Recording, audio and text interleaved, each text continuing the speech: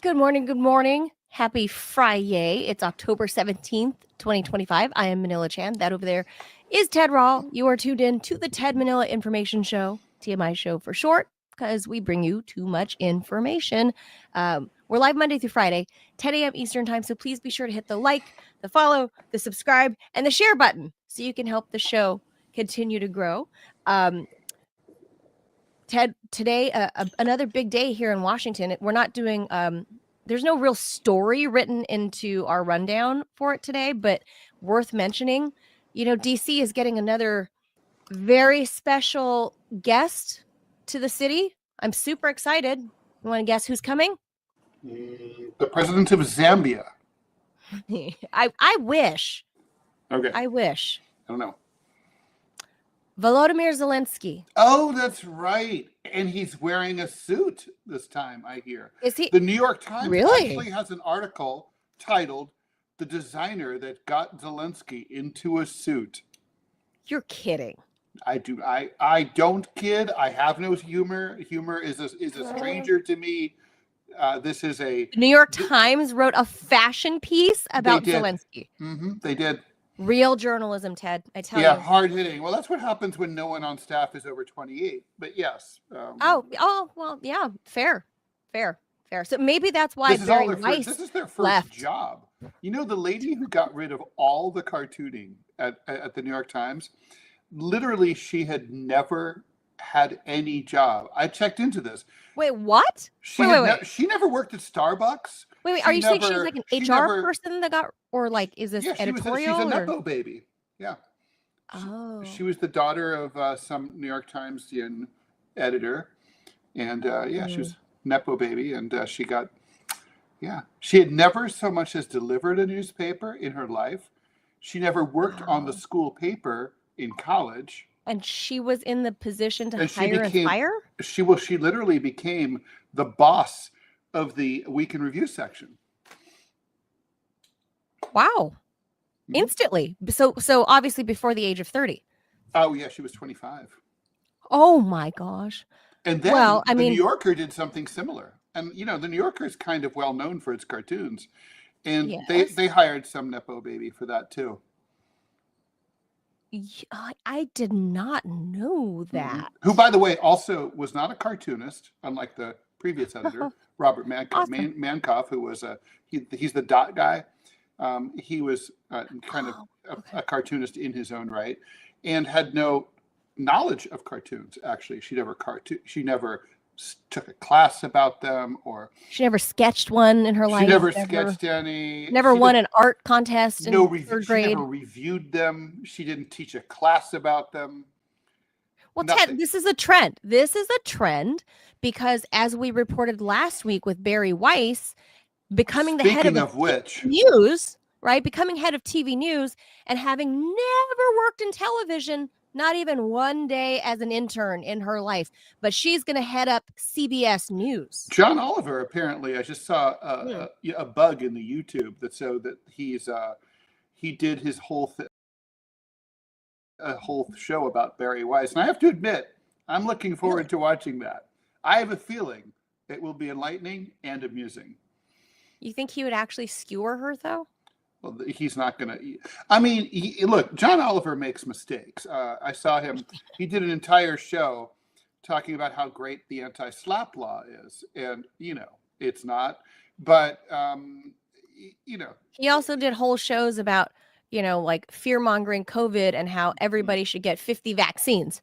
I managed to miss those. Those sound so entertaining because nothing's more fun than being harangued by a comic about what you should inject into yourself.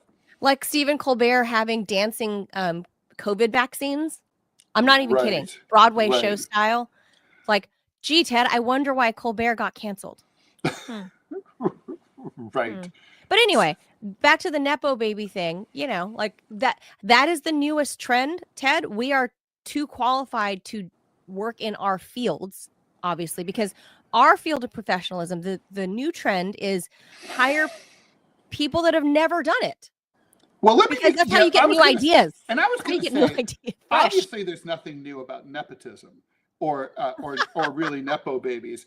But the difference No. is in days of yore. Okay, so a classic cartoon nepo baby would be Robert Crumb's daughter.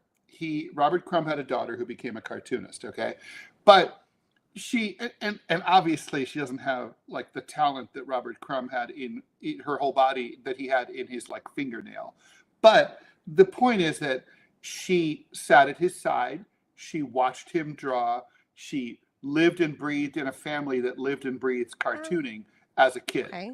And so at least she knows about cartoons. Okay. So, Okay, I sure. mean, it's old-fashioned nepo babies were kind of like apprentices. They lived. It's kind of like osmosis, right? Like, Yeah, it's osmosis. Or like, I mean, like, look, if my kid became a cartoonist or a journalist, it wouldn't be shocking. yeah, People would he's be like, been oh, around. okay. He's been around it a lot, and I talked to him about it a lot. And presumably, obviously, I would have given him a lot of advice.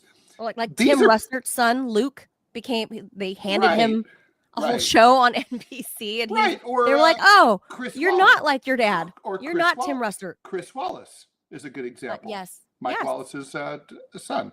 So, Right. so the point is, and obviously Chris Wallace, studied at the Sure. at the foot of his notable father. That's not what happens now. Now it's literally just because you worked in the same profession. It would be like if my kid became like a sports writer and doesn't know anything about sports at all, and nor do I. And then he like becomes, and then he's a Rall, so we'll hire him. It's retarded. That's what they do now. I mean, it's nepotism's become even more privileged than it You used to pointed be. out at the LA Times, right? Like the Dr. Xiang, Yes, Dr. What's his face? Dr. daughter. Pat-Soon Xiang put his Yeah. daughter, who was under 30, and basically she became effectively the managing editor, of the fourth largest paper in the United States. Now, Why not? shockingly, this caused resentment in the newsroom. I don't know why, but there you go. Yeah, so weird. She And also, just, and she didn't seem to be the she kind used of to be a person, caterer. and she did exactly, and she didn't seem to be the kind of person who it's like I always fancy that like if the gods had like put me in a position where I didn't know anything about a topic and somehow I got the job, that I would like make it okay. Well, actually, this kind of happened to me. I was offered the cartooning job at ESPN magazine. Now, I told them, because I have a smidge of integrity, I said, I don't know anything about sports. I don't watch sports. I'm really not the right person. At least you were and honest. I said, I can recommend some cartoonists who live and breathe sports and who would be great for this. And ultimately, that's the direction they went in. But I said, but they were kind of like, are you sure we really want you? We like your drawing style. And I said, listen, I will do this, but I'll have to be very transparent about the fact that I'm learning about sports while I do this. And I'm going to and I knew that if I got that job, which paid very well, I was going to be like suddenly, I would do a deep dive. I was going to talk to all my sports buddies. I was going to watch every night, right? I was going to like make myself a student of this field. Sure.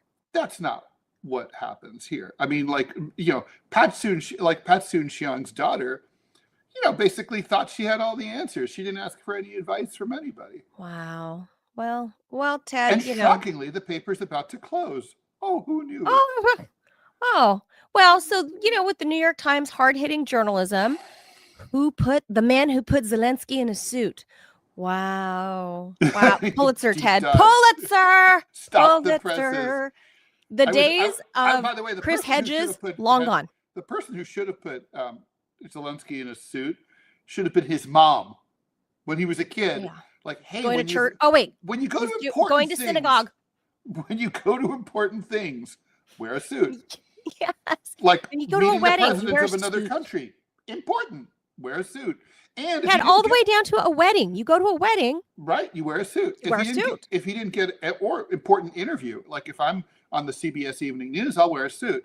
Like why would he not know this? And he was razzed in the press over and over for not wearing a suit by people like us. So why would he not? He knows Right. that everyone's like, dude, I mean, I know I've shown up not dressed well, appropriately for various things. Not for that, not for the suit thing. And it's like, oh, note to self, wear this other thing you're Right. supposed to wear, you know? And his wife, as we can see from her shopping sprees along the Champs-Élysées, All financed by you and me. spending millions of dollars along the Champs-Élysées. American dollars. You know, she's well heeled, she's well dressed, she's put together. Mm-hmm. Why is she not dressing her man? Well, that's a good point. We'll see. We'll see. Well, We will see today if the in New York fairness, Times she may not gets see this right. She may not see him, Manila, because he's he's so short that like it's kind of like he could be home and she could hear him like rustling around like a small Puts him up on the shelf like Elf on a Shelf, like a marsupial.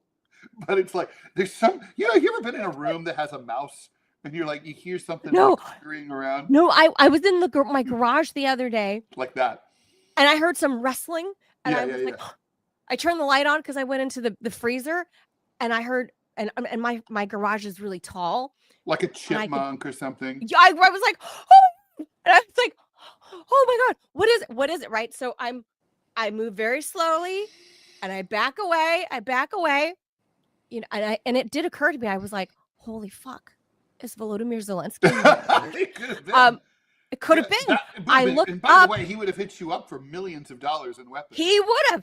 I looked up because Mike Maloof always taught me, like look up, because the danger is usually hiding above, because death from above. That's what he taught me. He drilled it into my head. Look up.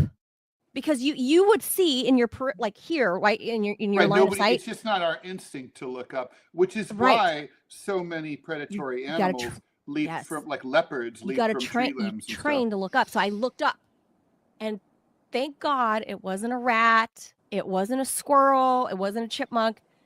It was a bird that I guess flew into my garage that got trapped the other day when I hope you got the garage door open. It was like acting all erratic and crazy, so I just opened the garage door and then ran back in and shut the Did he fly? Did he fly out? Eventually, or is he still in there? No, God, no. Anyway, all right. It wasn't Zelensky, but that was. Like. So but that's what it must be like for Mrs. Zelensky. Volodymyr, where are you? I've got a suit for you. I got a little cute suit for you. But he's like the elf on the shelf. You put him up once in a while for the high holiday. Technically the mensch on the bench. He'd be the mensch on the bench that you only bring out during the high holidays. Because honestly, I from what I heard, she primarily lives in Paris and at their Lake Como house. Well, where would you rather live? Lake Como, Paris, or the place where the mob is going to come for you and your husband and kill you both sooner rather than later? True. So in all fairness to her, she probably doesn't see him, so she doesn't dress him. So therefore he shows up to the White House in like khakis or cargo pants and like a hoodie. She might have also taken all his clothes with her. All of his tracksuits. He's like the 21st century version of Al Sharpton. Even Al Sharpton wears a suit now. Al Sharpton That's true. Wears a suit. Oh my God, Ted, I forgot. You're right. Sharpton. I forgot what he looked like in the 80s and 90s. I ran into him in court one time in his glory. Remember, he wore the big medal. And I forgot that was like the look. He looked like Run DMC, right? I forgot. Right, he's thin now. He's Ozempic skinny. It's frightening, yeah. And in a suit. Yeah, no, it looks bad. He's lumpy thin, so it's like totally the skin is like hanging on his face. He lost a lot of weight though. So he lost a lot of weight all at once. I think he lost that weight pre-Ozempic, didn't he? I think he must have had stomach gastric bypass, right, surgery. I don't know. Because based on the timing, right? That was about 10, maybe 14 years ago. 10, 12-ish years ago that he got skinny. So along with Al Roker. Right. But anyway, this is such a Friday. This is a Friday show. This is see how this happens. This is what a Friday show is like. On this show we never get distracted and go down weird rabbit holes. But anyway, that's all the excitement. But Trump's what Trump said to the press yesterday about Zelensky coming. Trump, interestingly, pointed out that Zelensky made it clear that he wants to talk about war, not peace. Yeah, he wants. Yeah, so this is. It's so funny. Zelensky, as usual, not reading the room, says that he wants Tomahawk cruise missiles, and so that he can really fuck up the Russians. And he said, and then that. So here's the part that's hilarious. Again, in today's New York Times, in order to pressure the Russians to negotiate. Okay, so the problem with that, Zelensky, I know we know you watch the show, and we appreciate your donations on Rumble. It's just us getting our own money back, really. But after we've given it to him, but it's like, listen, Putin is negotiating. He's talking to Trump. He called Trump yesterday and talked to Trump for 2 hours. So that's what is called negotiating. Trump and he's besties with Melania. Trump wants the peace. Yeah, and he's chilling with Melania. So Putin is negotiating. You're the one who's not negotiating. You're the one who wants to use more missiles. So you want more war. I don't know why. It's not working out well for you. But Zelensky and Netanyahu are kind of both in the same boat. They both are fighting losing wars, but they need them to keep going to stay in power, right? And not get arrested or killed. Yeah, that's what it is. Or unalive, Ted. The term is unalive. Oh, and we have an ad, so let me go ahead and do that. Oh, wait, what? Yeah. Why am I in the wrong section here? Oh, I see it. Okay, never mind.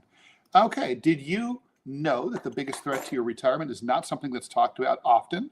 Our increased longevity in America means default retirement accounts like IRAs, 401ks, and TSPs may not suffice. If you have over $100,000 in your retirement account, get instant access to a free 2-minute report from Augusta Precious Metals that reveals the one step you can take to secure your financial future. Text SAFE, that's SAFE, to 35052 today, 35052. All right. And by the way, the average American lifespan is now, it's gone slightly back up. Ted, this may or may not surprise you. We dipped during the pandemic. In 2023, because this lags by like a year, obviously, so it would have been 2022. We were dipping to 70. Well, we lost over 1 million people unexpectedly, right? So 76 was the average in 2023, which means it's the numbers for different for men and for women, of course. Yeah, and today we've ticked back up to 78. You men, 75.8 years.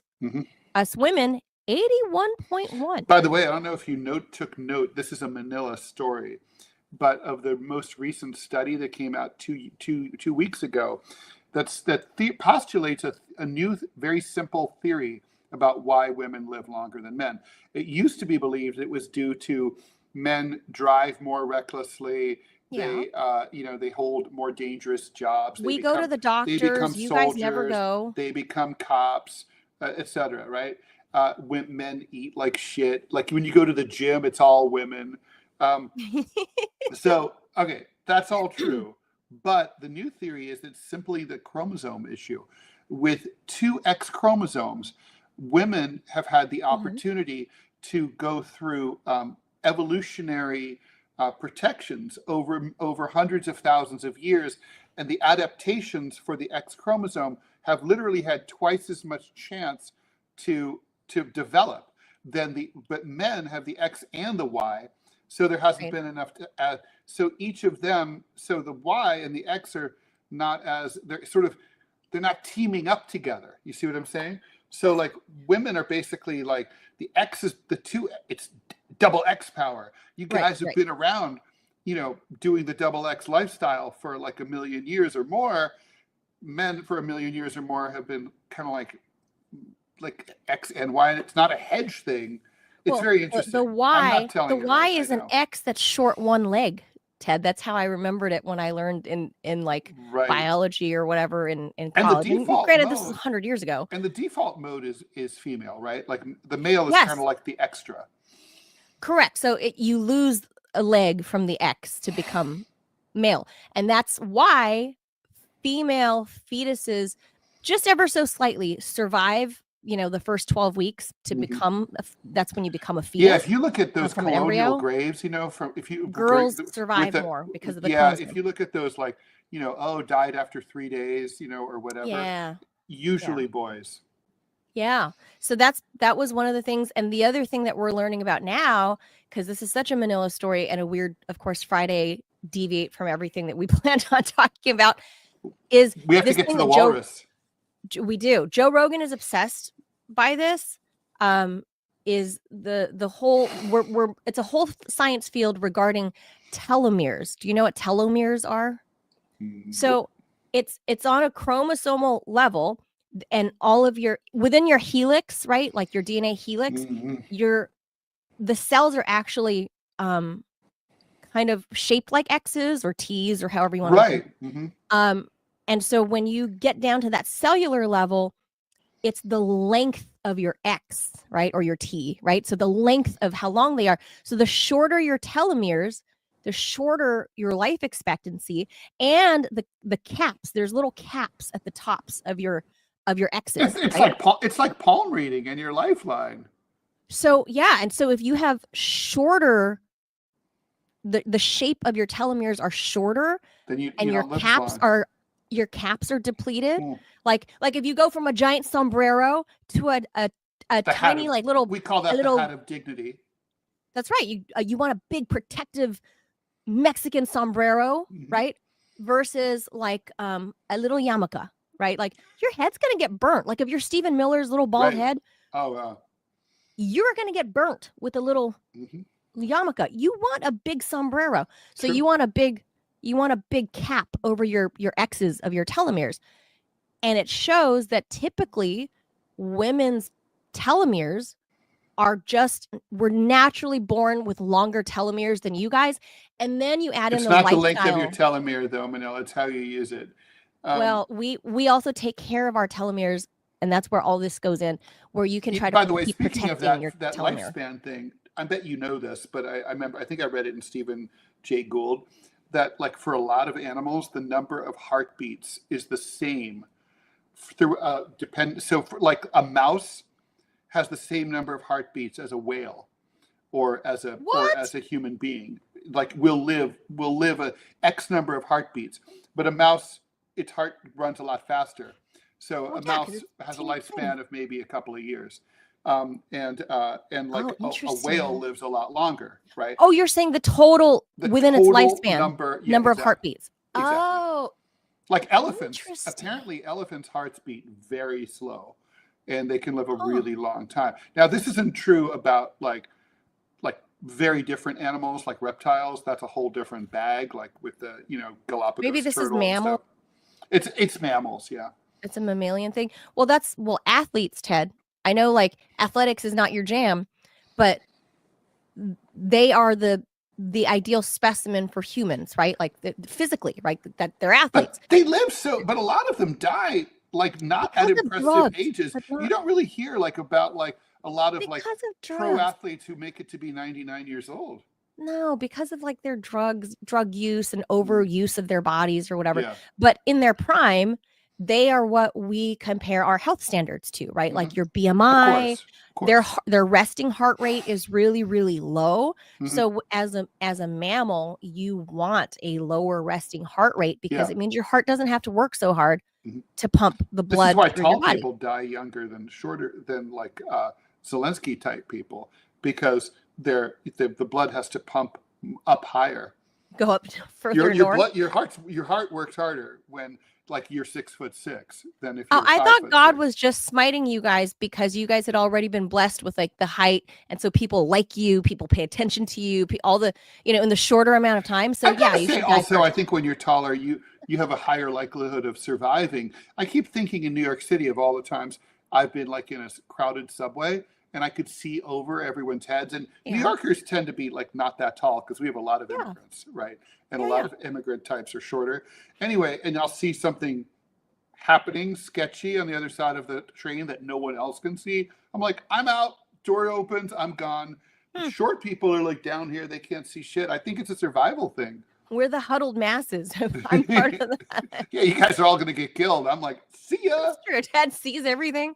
So yeah. So all right. So I could warn you guys, but I'm not going to do that. So I'll skip the jaws. Let's go straight into the first topic. Like, all right, let's do it. We'll race through this with. I'm reading this one. All right, here we go. Yeah, you're doing this one. All right. Former National Security Advisor John Bolton has been indicted on charges of mishandling classified information. Too bad he can't be indicted on mishandling, information about wars. But whatever. A federal grand jury in Maryland indicted him yesterday on 8 counts of transmitting and 10 counts of unlawfully retaining defense information. The FBI's investigation revealed that John Bolton allegedly transmitted top secret information using personal online accounts and retained said documents in his house in direct violation of federal law. That, according to the most dignified member of the Trump administration, FDI Director Kash Patel. Anyone who threatens our national security will be held accountable, he said. According to the Justice Department, the documents contain intel on future attacks, foreign adversaries, and foreign policy relations, as well as information about informants and intelligence on an adversary's leaders. Federal agents searched Bolton's home in Bethesda and his office in D.C. earlier this summer.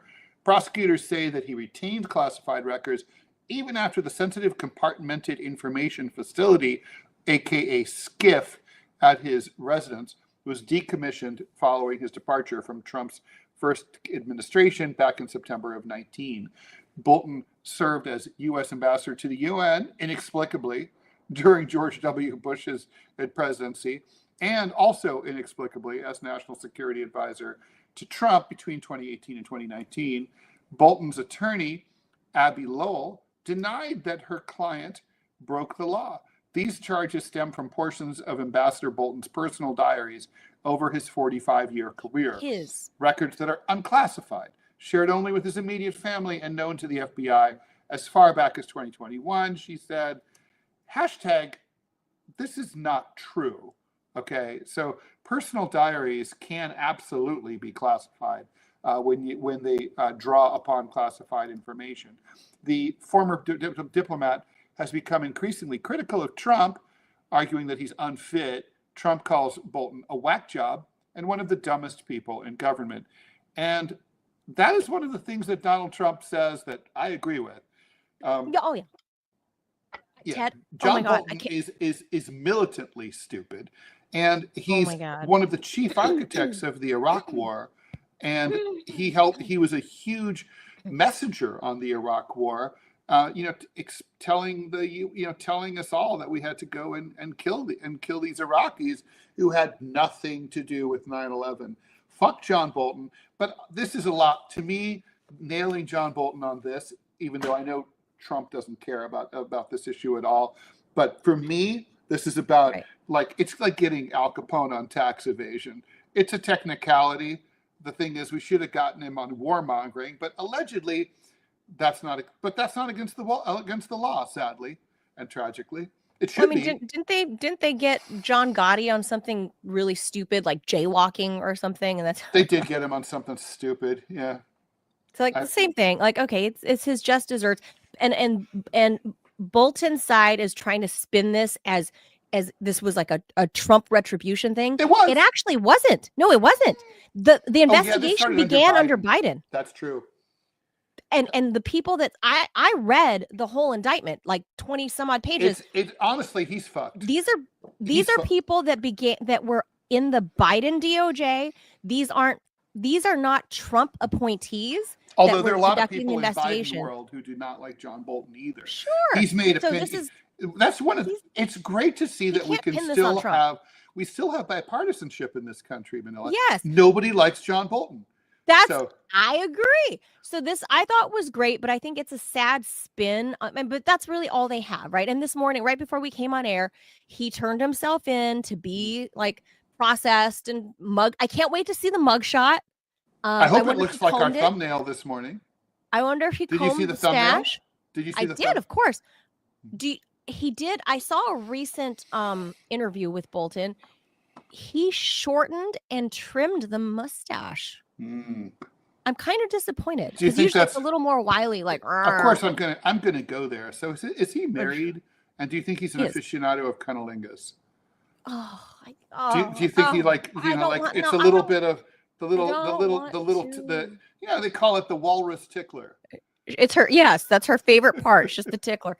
So look, the Maybe indictment she's just names like, person John, one, you go person away. two. Just leave the mustache behind. Yuck. Look, the indictment doesn't name person one and person two that he shared it with, but it's very likely that it's his wife and his daughter because he created like a family.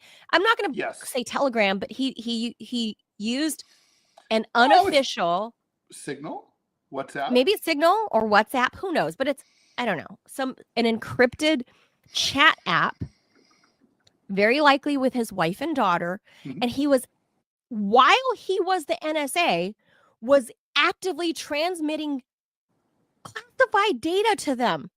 Yes. For a book, because he already knew, he was planning in advance that he was definitely gonna write a book. So he knew. They all do that. They all do. But the point is that, like, when you read, honestly, this asshole. I read the indictment too, and I think they've got him dead to rights.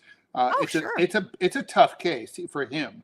They're gonna nail his ass, and I think he's gonna go to prison. Fuck him. For a couple of years. This dude, like, I have no sympathy for going, because look, he's a mass murderer, so fuck him. God, he was the guy that was doing all the media circuits to rail against Julian Assange, to rail against Edward Snowden. For ultimately, the crime is transmitting data or sharing data. But they did it. What a fucking hypocrite! Yeah, they did it for whistleblowing. They did it and transparency. For whistleblowing, to protect Americans in America from their evil, out of from our own government. Yeah, right. He did it with the purpose of a book. Manila, rules for me, not for thee. Rules for thee, not for me. Right? What an asshole! And usually, I feel bad for old people, as you know. I even feel bad for Joe Biden. Undergoing his treatment now for his ball cancer. That's what he has, right? Yeah. I don't think it's ass cancer. Or pancreas. No, it's ball, right? It's ball. Yeah. It's the same thing that Lance Armstrong. It's prostate. Prostate. Right. So, Lance Armstrong had testicular cancer. That's why he's the uniballer. That's right. Okay.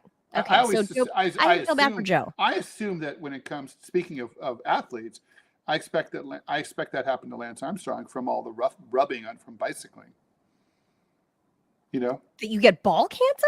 Yeah, well, you can literally get, absolutely. I mean, think about it. Like, I'm an avid biker. I don't know. Well, if you have balls, but even if you, with a vag, I mean, you can scrape, you're on the bike, the seat chafes your junk, right? So if you, like, there are people who have ADD, OCD. And if they pick at one part of their skin over and over and over and over, they can get skin cancer from that. Like, it agitates the cells in your skin. So any kind of repetitive motion against any part of your body. Well, I don't know. We'd be able to test that. We'd be able to test that theory, Ted, because of all the professional bicyclists out there. Is Lance Armstrong the only ball cancerous professional biker? Bicyclists have a higher chance. Yes. Mm-hmm. No. Oh yeah. No, that's obvious. I gotta see that for myself. If you ride a bike like I do, you know.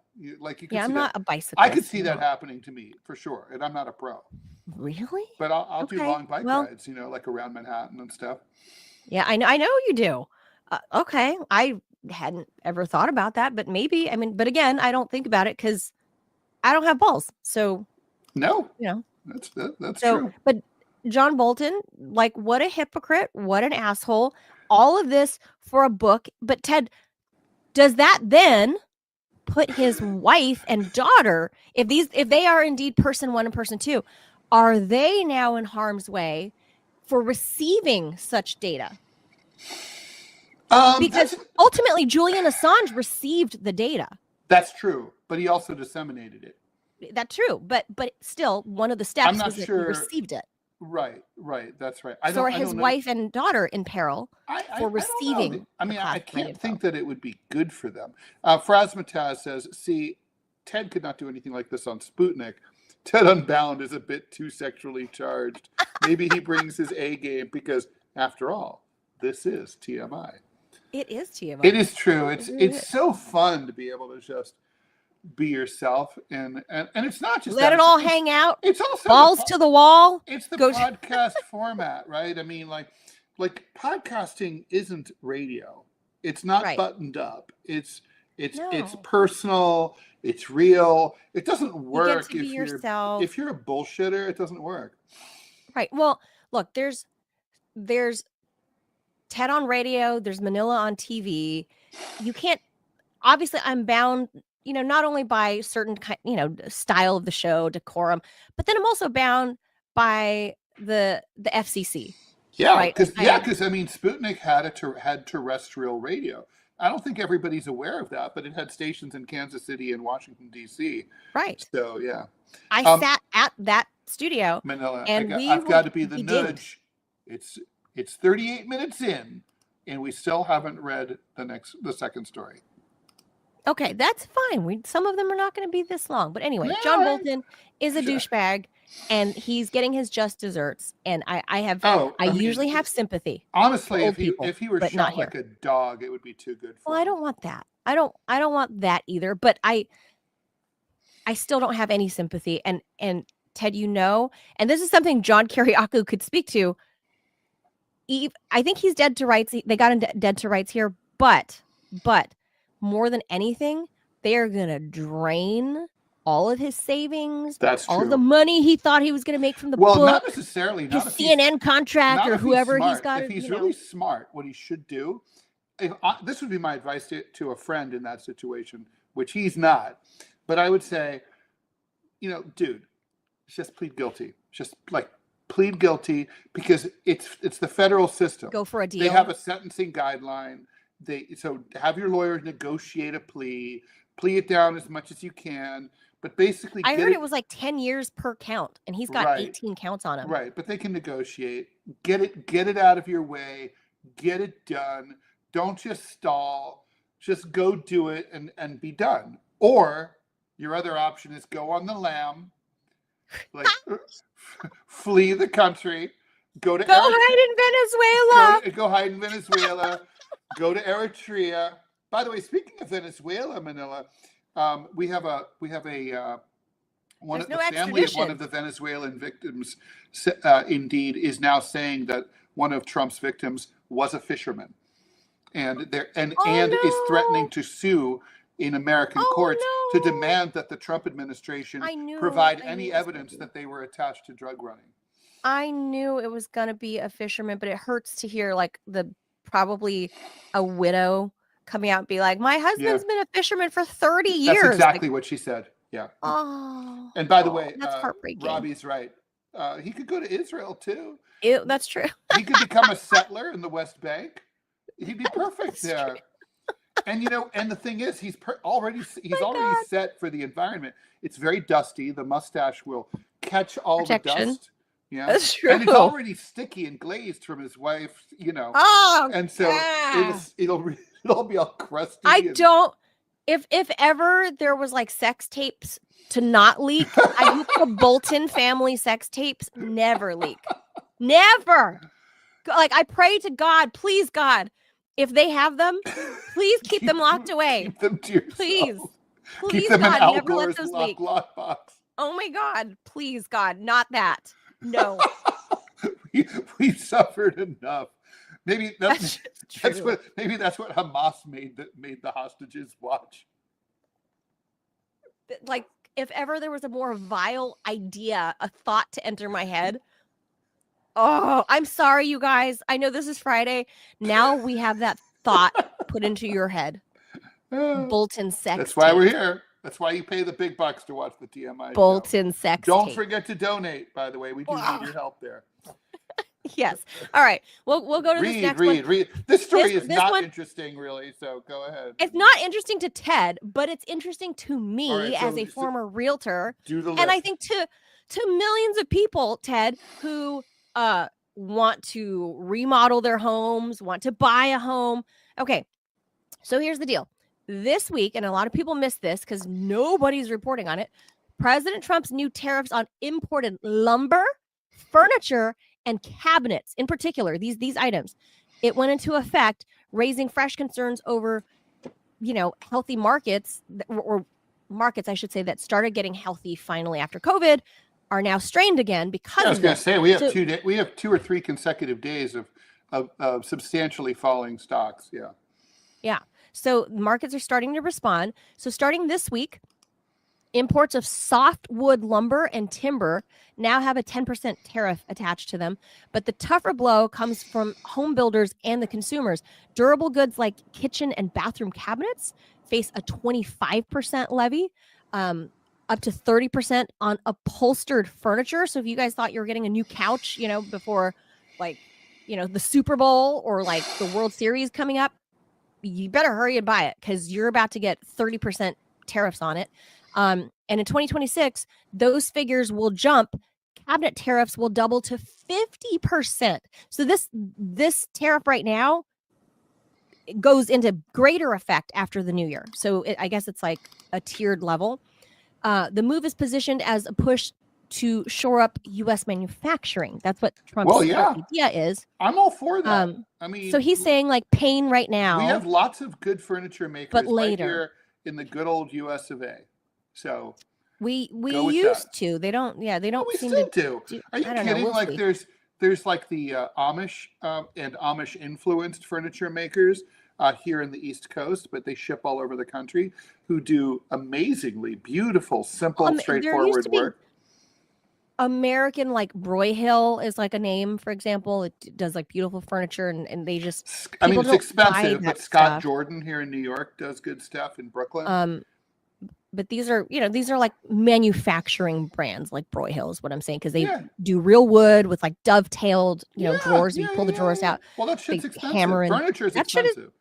It's real craftsmanship, right? Yeah. So basically, Trump is like tariffing IKEA. Let's just like everything coming from IKEA, basically, right? Like no problem with that. So that's what he's doing. So, the White House proclamation says the aim is to, quote, strengthen supply chains and bolster industrial resilience and reduce dependency on foreign sources. But critics argue it's idealistic, especially given the dominance of Canadian lumber, Ted. I didn't know this. The Canadians. Canadian lumber in America's building industry. I didn't know that our homes were built with Canadian wood. I would rather our Canadian friends get the business than, other countries. Well, so Canada supplies nearly 85% of softwood lumber used in U.S. construction. I did not know that. 85%. I didn't know it was that high. I knew it was in the high double digits, but not 85%. That's the vast majority of the lumber used to build American houses. Domestic industry watchers note that U.S. sawmills are operating at just 64% capacity, nowhere near prepared to meet the demand that tariffs are meant to replace. Meanwhile, material costs have already been rising. Recent data shows month-over-month growth in construction supply prices, and many developers expect further escalation. For consumers and home buyers, I don't understand. We have millions, tens of millions of abandoned homes in the United States. You see them when you drive on the highway. You see them on state roads. Yeah, but they're dilapidated. You see them in New York City, empty apartments. They're not the apartments, but the single family homes, the SFRs out there are dilapidated. They need to get repaired. Why are we building new homes when there are empty homes? Well, a lot of those homes are tear downs. You still need the lumber at that point, even if you were able to save the bones. You still need the lumber, but worst off, because I'm still in touch with, my friends in the real estate industry, the hardest part, especially in LA, for example, getting permits, everything's bottlenecked at the municipal level. You have to get permits to build. You have to, all these things cannot get through the city hall. Like you just can't, city hall needs to hurry up and approve. They got to send, all of their inspectors out there to each property, and it just takes forever. So there's a shortage there. So the dilapidated houses that you see that could theoretically be refurbed, we don't even have like the right people in place at the municipal level to get out there on the ground and pound the pavement and say, this house is a tear down, like mark this one up. All right, let's go to this house. Okay, this house can be saved. We don't even have like the infrastructure in place to do that. So for consumers and home buyers, the impact may be immediate. Furniture prices are climbing. Cabinets and fixtures that were once modest upgrades would now carry premium price tags. Sellers might face tougher margins on staging homes or even pull back any upgrades of their properties altogether. New homeowners, Ted types so loudly, I'm going to mute him. New sellers might face tougher margins on those staging, and so that kind of goes a long ways to present, when you're trying to sell. New homeowners could end up paying significantly more to outfit those brand new homes, not just, you build the structure, but then you have to put cabinets in and you have to build all the other, the interior stuff. Economists warn that this tariff move runs counter to stated goals around inflation and affordable housing, and materials get costlier, building slows, supply tightens, and prices climb, even without interest rates changing. Some analysts argue the policy may actually undercut home ownership by raising the cost of new builds. Supporters of the tariff, however, call this push long overdue. The U.S. Lumber Coalition says that holding Canadian industry accountable for unfair practice is overdue. They argue U.S. firms deserve better footing in their own domestic market. As of now, the housing market was already battling sluggish sales, tight inventory, and high borrowing costs.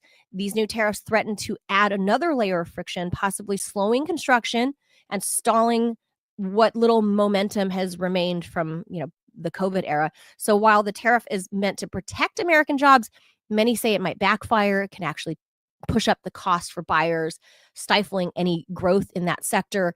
The true test will come in how the market and manufacturers and consumers actually respond once all these tariffs, the dust settles, and I guess we'll have to see in the new year, Ted.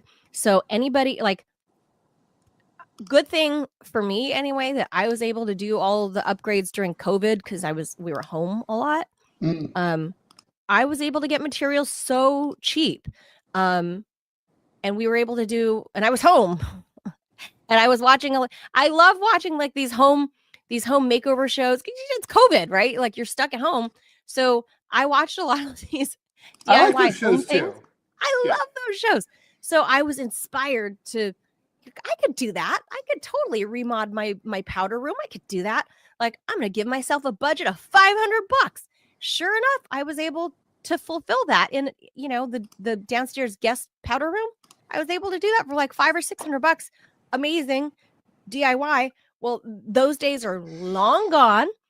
So the trickle down effect here, Ted, is like, let's say I wanted to sell my home, but let's say I hadn't remodeled all the stuff I wanted to during COVID when prices were cheap for materials before the COVID totally hit. And, I noticed early on, maybe because I work in news, I knew that this was going to happen.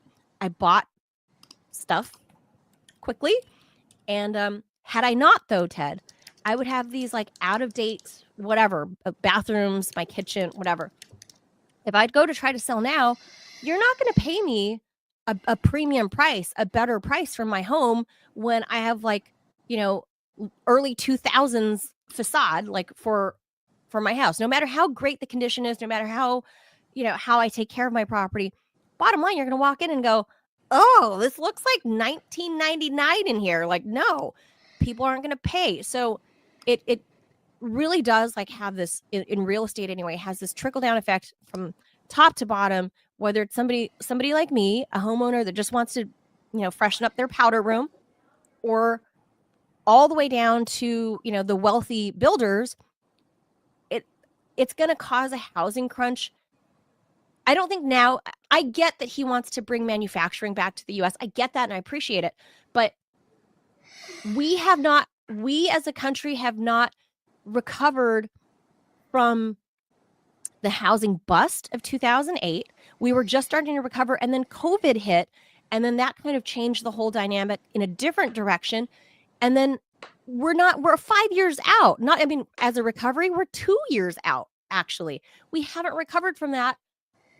And now you're imposing tariffs when that industry hasn't recovered, and people still need places to live. There are shortages. There are houses to be remodeled for people to move into. I think the shortages are completely artificial, Manila. I think it's like the De Beers diamond cartel. Diamonds aren't really very rare, but the De Beers cartel fakes it and makes them seem rare. It's like, no, they're uninhabitable. We have the properties. There are a lot of habitable homes, Manila. Like on the Upper East Side of Manhattan, them are uninhabitable. 1 out of 4 units is completely habitable, 100 and beautiful and expensive and warehoused and empty. By law, you should not be able to you shouldn't be able to own multiple homes and only live in one. If you own multiple homes, you better be renting those homes out to people. Otherwise, if they're sitting empty, I say the socialist government of the Rallian Republic of Ameristan can take your fucking house away from you and give it to someone who needs it. It's artificial. It's ridiculous. We have 700,000 Americans sleeping outside every night, and God knows how many million couch surfing at their friends' homes. At the same time that there are millions of perfectly up to code homes that are sitting empty all the time. Second homes, vacation homes, Airbnbs that are only occupied part of the year. Not to mention these giant, these giant hedge funds that are scooping up properties, particularly in areas like Newark, New Jersey. They should be banned from. And if we got serious as a society about these issues, there'd be no housing crisis. Homes would be a lot more affordable, and the homeless problem would be greatly alleviated. But that's the thing. Well. Given all of these conditions you just painted, that's why I'm saying that this particular set of tariffs, it's a Band-Aid, though. Bad. Like it really feels like a Band-Aid right now. It's just bad right now. I just wish that wasn't happening. Maybe give it another year in your presidency and then apply these lumber tariffs. Fair, but not. I can wait a year because I'm going to be spending the first year of my presidency with a lot of trials of capitalists. And that's going to take a lot of time. Re-education camps, mass deportations. Yes. All right. Let's get to the. I don't mean Robbie's type. I mean like the corporate type. They've got to go, and a lot of them are Democrats too. All those guys off to the camps, off to Eritrea. All right. Fair enough, President Rall. Here we go. All right. Let's get to not a fun one. It's not a fun story. Ace Frehley, the original lead guitarist of the band Kiss, who often performed in white and silver face makeup as the group sold millions of albums during his 2 tenures with it from 1973 to 1982, and then again from 96 to 2002, died yesterday in Morristown, New Jersey at the age of 74. A statement from his family said the cause was a recent fall, but didn't specify where in Morristown he died. I don't really know why that's important. A consummate showman, like all the members of Kiss, Frehley was known for playing guitars rigged with pyrotechnic effects and for his distinctive stage persona. He was known as the Spaceman or Space Ace because of the silver stars on his face. He designed the band's logo with its lightning bolt letters, which of course were the SS. The 2 S's are the same as the SS logo from the Nazis. Yeah. That was considered spicy in the 70s. Right. World War II, I don't think that's what he meant. 30 days. That's what he did, though. For sure. The other founding members of Kiss were the guitarist Paul Stanley, of course, the drummer Peter Criss, and bassist Gene Simmons, all of whom are icons and legends. Simmons was hospitalized this month after he crashed his car in Malibu. All 4 are slated to receive Kennedy Center honors in December, courtesy of new Kennedy chairman Donald Trump. Many rock fans initially dismissed Kiss as gimmicky charlatans. Its members weren't photographed without stage makeup until 1983, but the band's energetic and theatrical live shows built a following of teenagers known as the Kiss Army. The band placed 8 singles in the top 40 during Frehley's tenure, and he played on 7 out of 8, including Love Gun, Christine 16, and I Was Made for Loving You. He was absent from the band's biggest hit, Beth, a ballad with orchestral backing that reached number 7 on the Billboard chart in '76. During Frehley's time with Kiss, the band released 11 albums, both studio and live, that went gold or platinum in the U.S. Kiss ultimately sold more than 100 million albums. With the passage of time and the enduring popularity of its party anthem Rock and Roll All Night, the band saw its critical reputation improve, and Kiss was inducted into the Rock and Roll Hall of Fame in 2014. The guitarist Tom Morello of Rage Against the Machine inducted the band, making the case for Kiss's influence on everyone from Metallica to Lady Gaga. Frehley, he said, blazed unforgettable, timeless licks across their greatest records. Frehley himself bragged in an interview last year with the website Antihero that out of the 4 founding members of Kiss, I definitely have been the most successful solo artist. That was true because of his single New York Groove, a top 20 hit with a stomping beat that is now played at Citi Field after every Mets victory. New York Groove was the most successful single from a typically excessive Kiss stunt. In 1978, the 4 members all released solo albums at the same time. Manila, I will basically, I'm a huge aficionado of rock and roll and of glam rock. Now, Kiss, their music is dog shit, objectively. They're just absolutely terrible. But Rock and Roll All Night is an anthem, though. But they're no Gary Glitter. There's certainly there's no Mott the Hoople. There's no Ian Hunter. There's certainly no they're no David Bowie. If we're talking about no. And they're no Mark Bolan / T-Rex, right? They are not. Those are the kings of glam, and there are others. Wizard, I'm leaving out, and I apologize to those I'm leaving out. Now, that all said, the theatricality was so important and so iconic that that's what mattered here, right? That's marketing, man. They were like, they put on an amazing show, and the music was an afterthought, and that's okay. Right. That's how it was. And to me, he's Ace Frehley's passing needed to be noted. It struck me as bizarre when it wasn't a huge story yesterday when it broke on my phone. It was kind of like, oh, and by the way, there's this guy named Ace Frehley, and he died. You might want to know. It's like, what? I mean, Ace Frehley, he's a famous guitarist, rock god. Yeah, are you kidding? I mean, and yes, the music was shit, but who cares? Yeah, this is just like American, whatever. I'm no music critic. You like what you like, and to me, that's all subjective. But definitely, whatever you thought of them, they are rock legends. Like, bottom line, I think these guys really shaped what we see today, even in pop music and rap music. When you go to a concert, before they did this, Ted, there were no pyrotechnics. There weren't like crazy stage, like, you know what I mean? Like the presence. Well, the makeup thing, certainly. Yeah. Like, but the whole, everything, the whole thing, the whole shebang, when you show up to like a Kiss show. The kitsch in Kiss was massive. The over the top bombastic.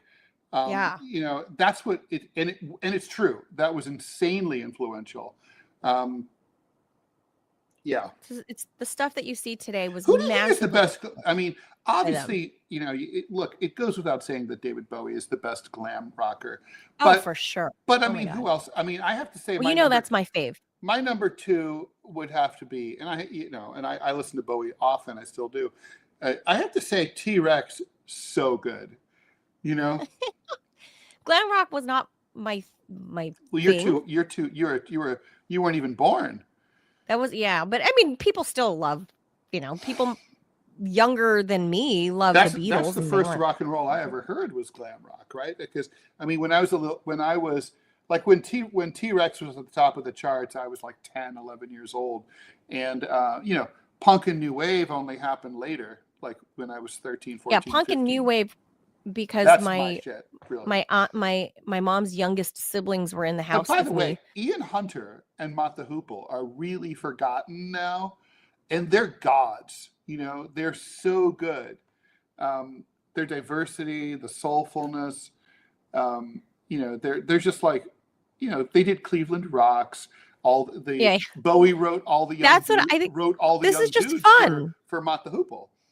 This is just fun. That's all. Kiss was like, it's fun. You know what I mean? They weren't. Yeah. They weren't, you know, writing lyrics that were going to change the world, right? Of shit, I think Alice Cooper is a lot better.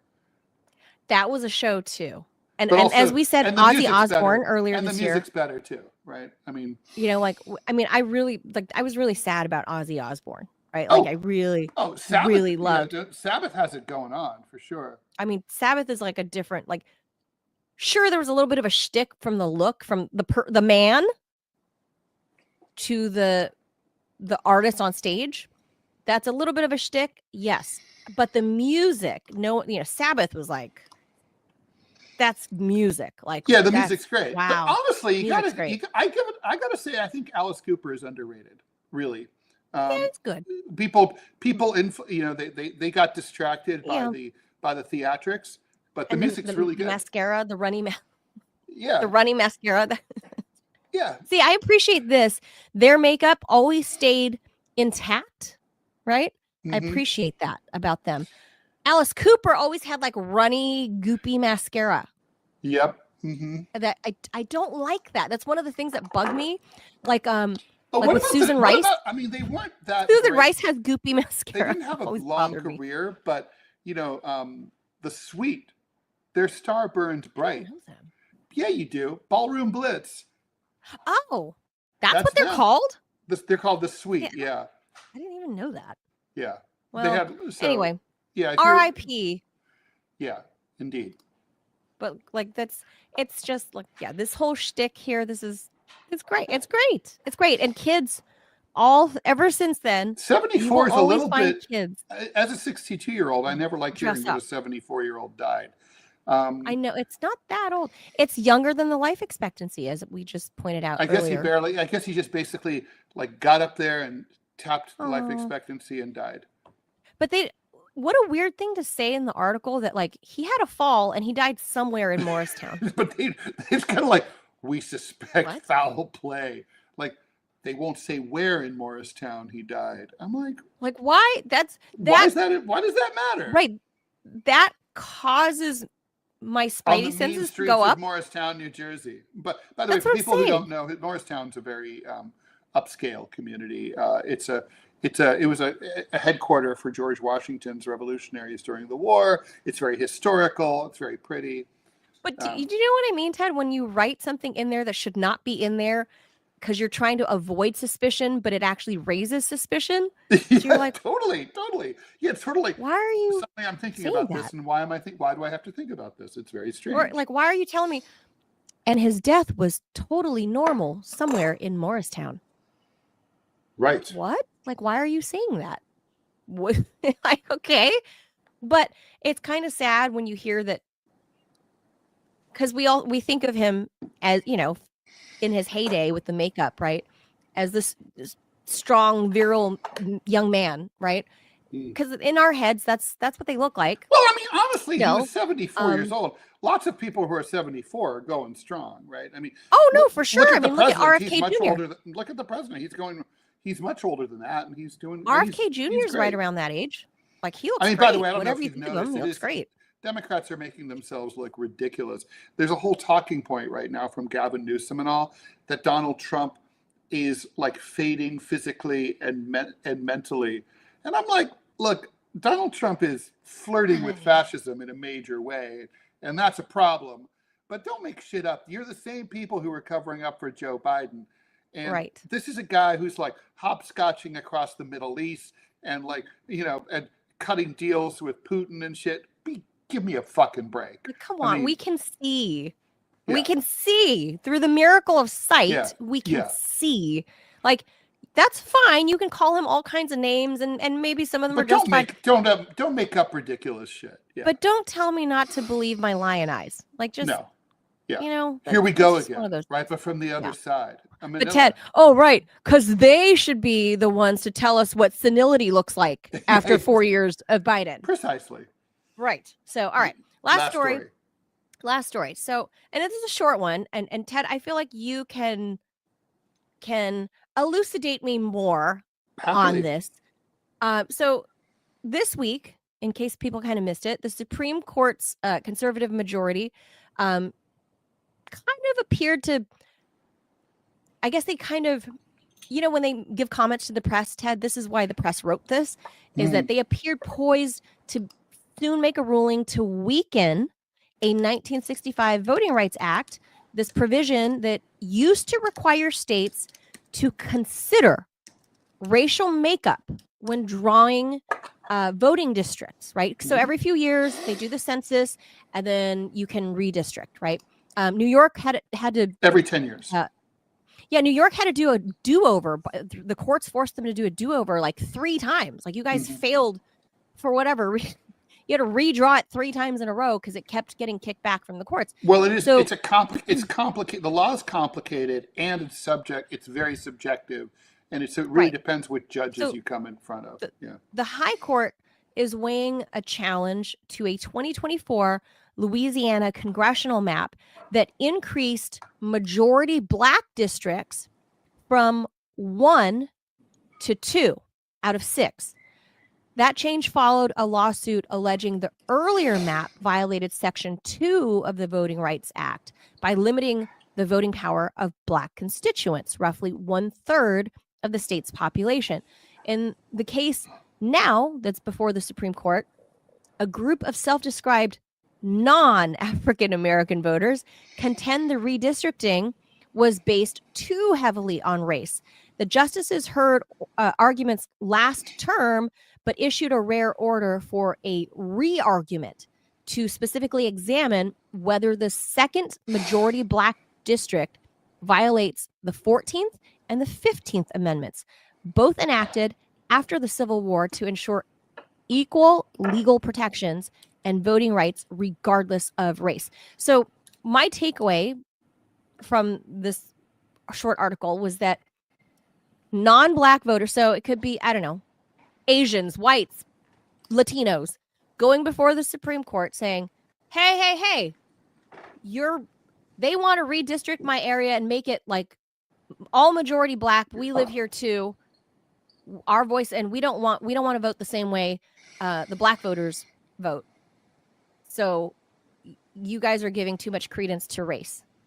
That's basically the argument. Yeah, but but let's face it. What's likely from the oral arguments, you can kind of get a sense of which direction the court is leaning, and lately in recent years you can really tell.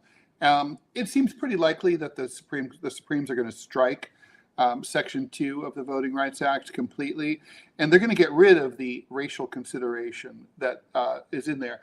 At the back of their mind is not really the argument about whether whites are underrepresented. At the back of their mind is sort of a conservative argument that's been kicking around legal circles and politics for probably 30 years, which is that it's been so long since 1965 that what was originally viewed as sort of like a set of emergency measures that were necessary in order to counteract Jim Crow no longer are applicable to the present circumstances because the conditions of African Americans in the United States has improved significantly since 1965. And these provisions, which were sort of viewed as something that needed to be taken care of at the time, are no longer necessary, and that they're not strictly constitutional or can't be justified under the Constitution. So I think the Supremes, they've already signaled in the past that they were going to be skeptical of this, and they were waiting for a case to come up. And here it is that would give them an opportunity to start trimming away. This is a classic John Roberts kind of approach. So it's going to go away. And the effect of it is that you're going to have the state of Louisiana with its 1/3 population probably won't end up with a single district where Blacks are a majority in any district or are able to elect one of their own to Congress. That's going to be true in most states in the South. as a result of this.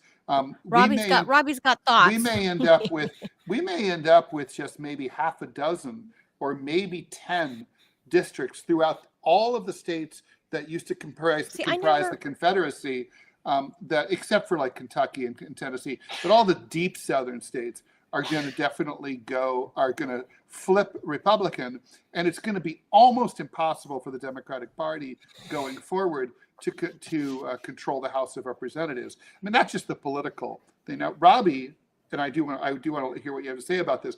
Robbie had a great observation yesterday on Deprogram, where he said, why these districts don't make any sense. Like if a state has 13 electoral votes, it should elect 13 congressmen, and everyone in the state should be asked to choose. Like, how there'd be like 4 judges in a position, like vote for any 4. It should be like vote for any 13, or in California, vote for any 45, or in Ohio, vote for any 23. So many people. But anyway, I think he's right. I don't think it should be done by district. I like the idea. I like that idea. Well, it also makes sense. But anyway. But yeah. But I feel like with California, it's just too many friggin' people, and it would complicate things. We already have 435 congressmen on the Hill. You already have ranked choice voting with hundreds of candidates. So I don't know how much more complicated it's going to get. But go ahead. Less. But go ahead, Robbie. Well, I mean, it's just kind of what we talked about yesterday on Deprogram. 1965 is a long way. A law has changed. 1965, the United States, the United States was majority white. That is no longer the case. I mean, we are well on our way to the native white population becoming a minority because of immigration. That will happen. The fastest growing demographic are Hispanics. So why should Black constituents? Why should their votes matter more than the people who are fresh off the boat, swimming across the river, or getting dropped here as anchor babies? I mean, they deserve representation too. I mean, honestly, the racial makeup does not make any sense. So if you're going to have a representative republic that is representative of its population, then you cannot, by definition, elevate one racial group over another. It doesn't matter if it's white, Black, Asian, Martian, Mexican, Russian. No, who cares?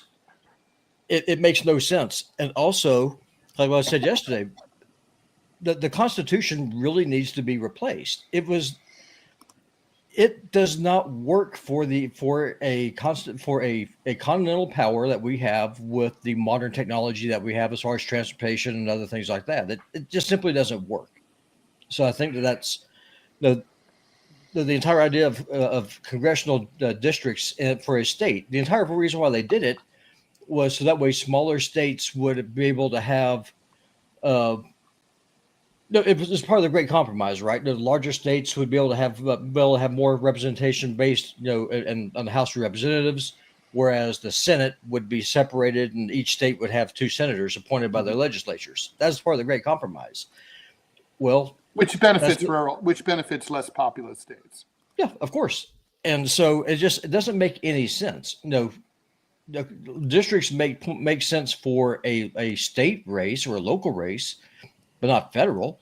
If you have a population of 1 million like Montana has, however many people want to run for those 2 seats, just put them on a ballot, let the people vote, and do away with the districts. It makes no sense, and that way there's no racial component to it at all. You vote for whoever it is that you want, and that way there's no more gerrymandering. It all goes away. I don't understand this. Yeah, I don't understand. I don't understand the whole redistricting. Here's the thing about the redistricting too, right? Like, it's literally like, I think like Robbie and Manila and I are fair-minded people, right? We may have a lot of other flaws, but we're fair. And let's just say we were all like all part of trying to figure out the redistricting of a small state like Rhode Island, Delaware.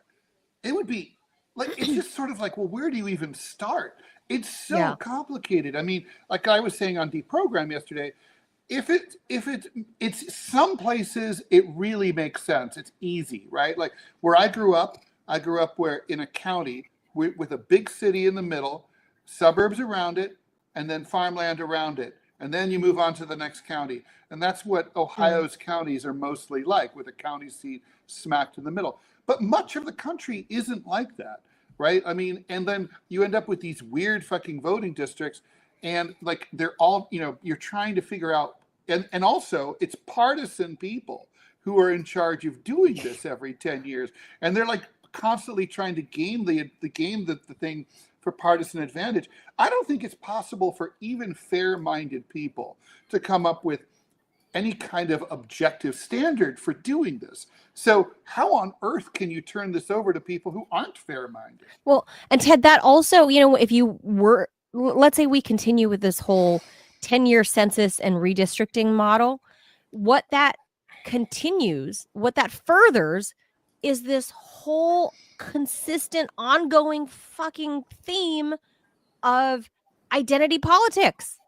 Like you're a Latino or Latina, you got to vote for AOC. Well, no, I mean, that's true, It's your right? district. The supposition was, for example, here in the background, and look, that's been the supposition for most of my life as an adult, has been that Black Americans are 90% plus Democratic voters, and that that's been the supposition on the part of Republicans who've tried to cut the Black neighborhoods into slice and dice them out of political power in order not really. I mean, it's not like the Republicans care about denying Blacks representation.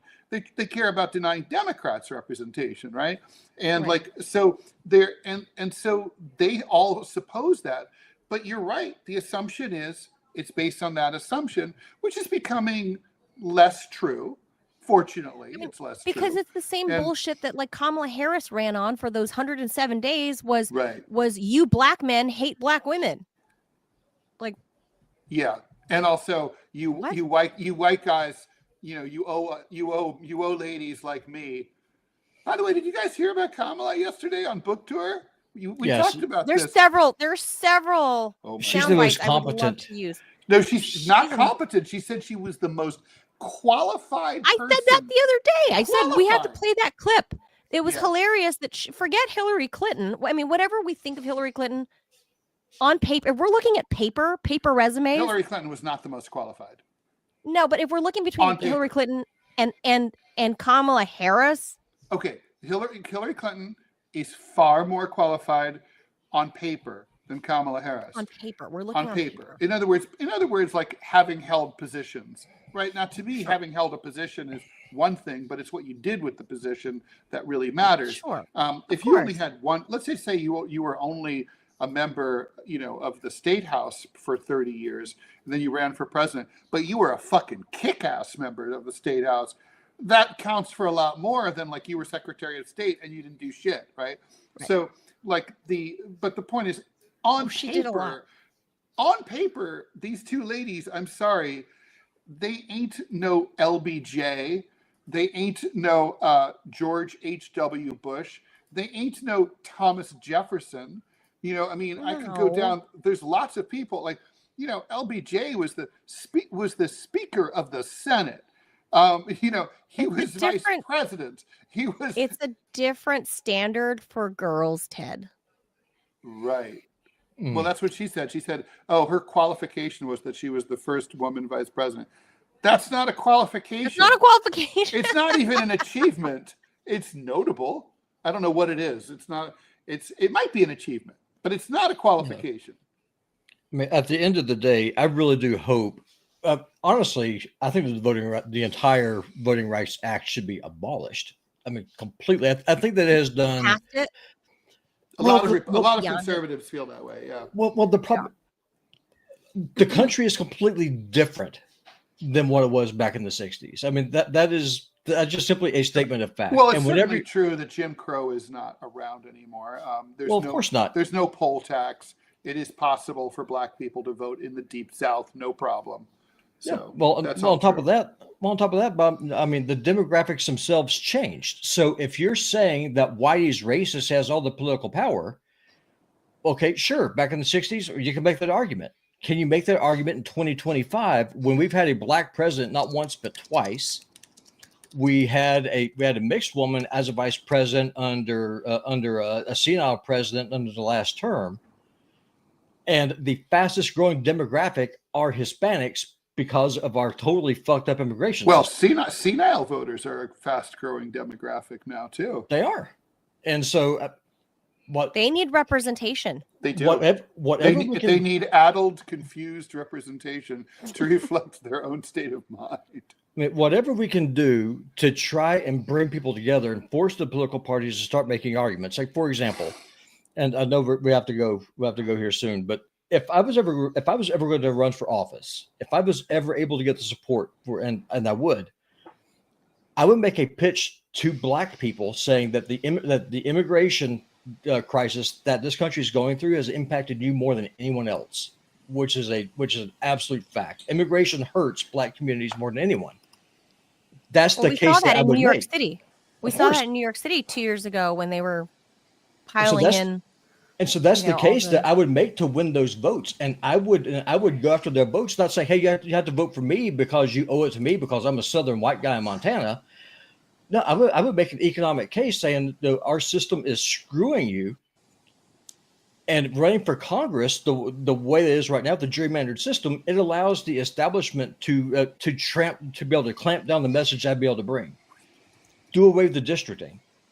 Make it a statewide race for how many representatives that you have based on state's population, and be done. And that would do such a great thing to break the power of the establishment. I mean, yeah, no, I mean, Robbie, I do think that's a brilliant idea. I mean, the system we have right now it worked 250 years ago. The world has changed. In George Washington's day, you couldn't. The farthest that you could travel was the exact same as Caesar's legions could march in Gaul. I mean, that was just that was the technology at the time. You could go faster than a horse. Now we have trains in China that can go 300 miles an hour. If you have this huge continental nation that is incredibly diverse, and the economy is different, the technology is different, the demographics are different. Why is it that we can't change the system of government that we have to reflect those changes? The thing is, I'm looking this up now, right?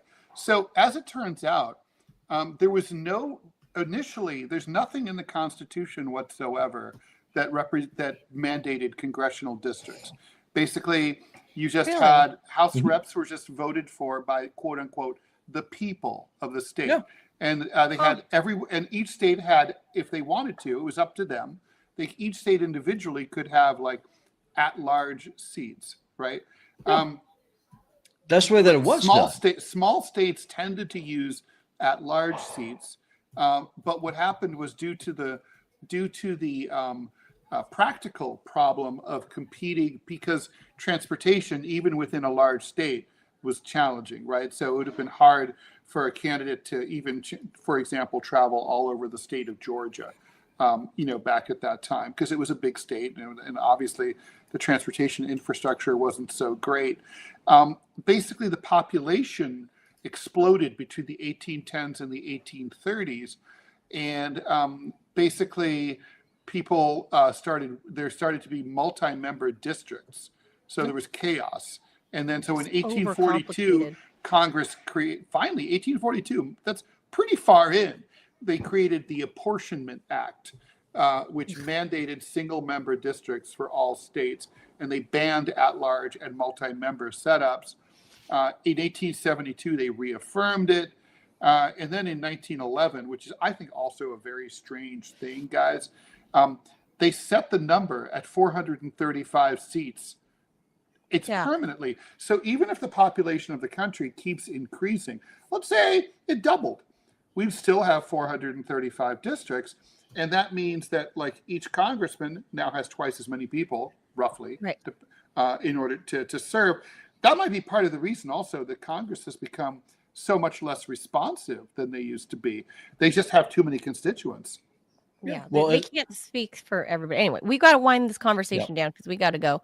But obviously it's Friday, so happy weekend to everybody. Thank you for tuning in. Of course, make sure you hit the like and the follow button, the subscribe wherever you're tuning into us. That helps us a great deal. And also, speaking of the multiculturalism and all of this stuff, on Monday, my son's school is off for a holiday. I've heard of it. Obviously, I know what it is, but it's an official school. Like Robbie's kids get hunting day or whatever off in Montana, which whatever. What did you guys call it, Robbie? Well, What's it called? yesterday was the first day of hunting season. So the first couple of Hunting days, season. so the first couple of days of hunting season, because so many kids would just play hooky because they're out in the woods, shooting elk or deer, or whatever else.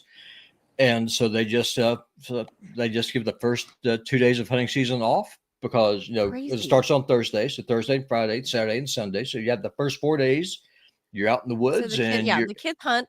Okay, Yeah. so on Monday, my kid is getting Diwali. What's a Diwali? I guess it's an Indian. Indian. It's an Indian holiday where they throw colored dyes at each other. I think Oh. so. I'm not sure. Oh, We don't have that many Indian kids. Are we in Yeah. India now? There was a big controversy here because We get Diwali off. at our school's high school, they were singing some songs in Swahili. Okay, well, because but at the top of the month, my son's school got Yom Kippur off. So I mean, all right. So there we are. But anyway, that's it. APAC owns DC, so I can see that. Yeah, but Diwali, go figure. Happy Here's Diwali. here's a Happy big Diwali. backlash. We'll be back on. We'll be working Diwali. See y'all. No more Monday. talking, Robbie. Yeah. Just sharing Diwali. We'll be back on Bye. Diwali. Adios, amigos. Have a good weekend. Bye. Bye, Manila. Bye, Robbie. Bye, all. Bye.